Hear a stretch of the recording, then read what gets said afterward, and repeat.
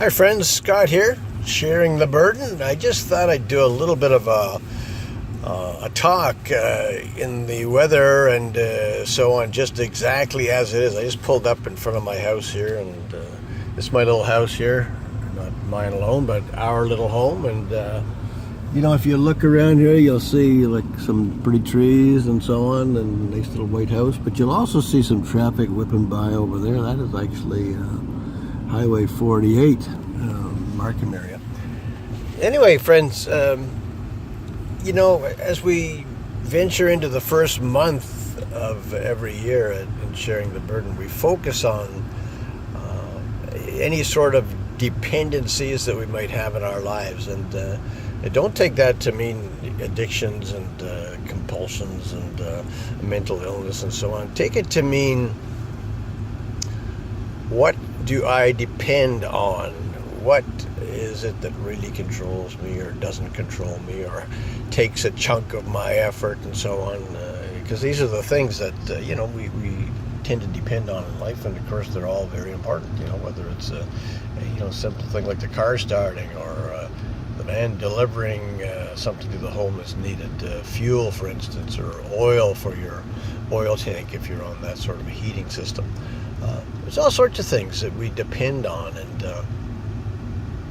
the reality is, especially if it's a dependency that does have to do with, emotional problems of some sort, whether it's a compulsive thing or a full-blown addiction, we'll say, or a co-addiction, trying to control other people's problems, addictions, and so on, rescuing, saving, all that sort of thing.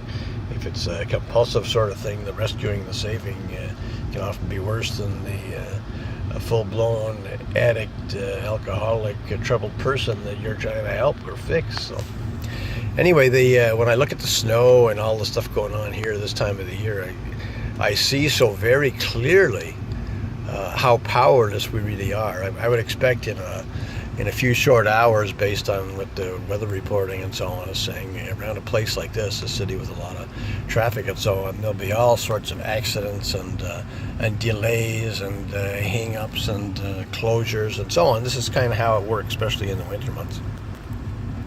And as I sit in here in this warm car and so on, I do have to remember, though, that I'm going to get out of this car and I'm going to walk up to the side door there and stick a key in it. And there's been the odd time when I couldn't get a key in, and it's pretty cold weather. It's about 10 below zero here on the Celsius scale today, and with the wind chill factor and so on, it's probably closer to 20 below. That's what it feels like. But anyway, that may not work. I may not be able to go in that house. Like these are the things that we depend upon, and we're really powerless over them. We're not in control. And I guess the big thing for me has always been, coming to a point in life after a few miles of a tough road and so on, of varying kinds. I finally came to a place where I had to say, Lord, I need some help here, just to get things going, to get on track, to be productive, to be meaningful, to be of value, to be purposeful.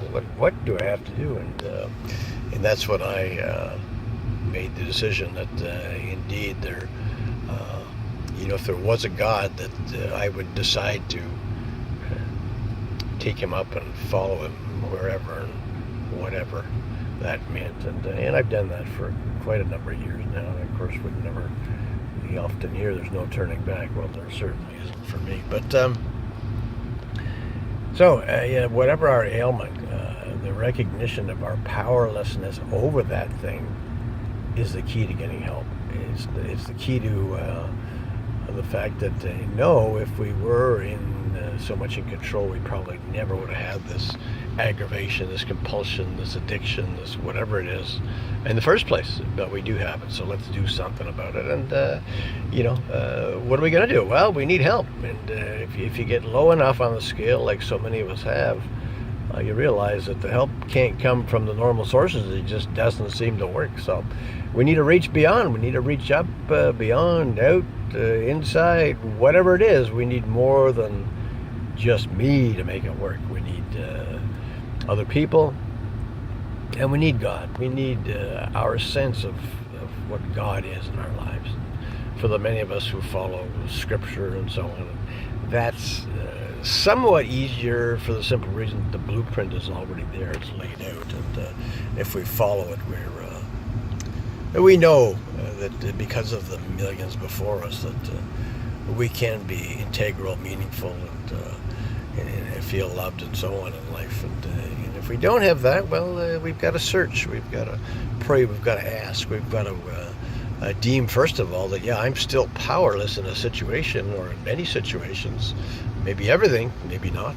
But if I want to get through those things, I'm going to have to team up with greater wisdom than I certainly have all by myself. So maybe I'll team up with a group of people, and that would help, and so on. And then from there, just carrying on. So anyway, all that to say that standing outside in the actually inside a nice, clean, warm car, but looking out where I'll go as soon as I leave you folks here in a moment, into that, and hopefully into the house and so on, and into some prearranged, pre-planned times on the inside where it's warm and so on, and in the hope that those things will happen.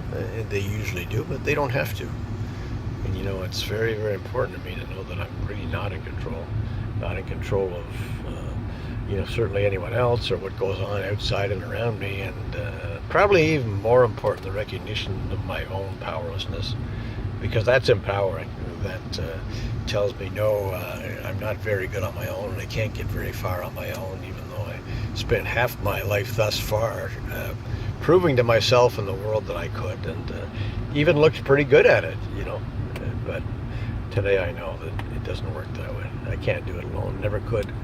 And now I'm out of the false belief that I could, and able to move on in life. So folks, taking a long time here, said a lot more than I wanted to, but recognition of who we are, where we are, how much power we don't have is probably the greatest point of empowerment that our lives are ever going to see. So have a good look, and hopefully you too can recognize your powerlessness and move on in a very productive way in life. And my prayer is that happens just like that you will be totally productive, that you'll have a dream, a big dream, I hope, and that you'll prove to yourself, with the help of your God, your higher power, your belief, that you will in fact achieve your goals, and even far beyond that. So that's my hope for you. God bless you all, and hope to talk with you again real soon. Bye for now.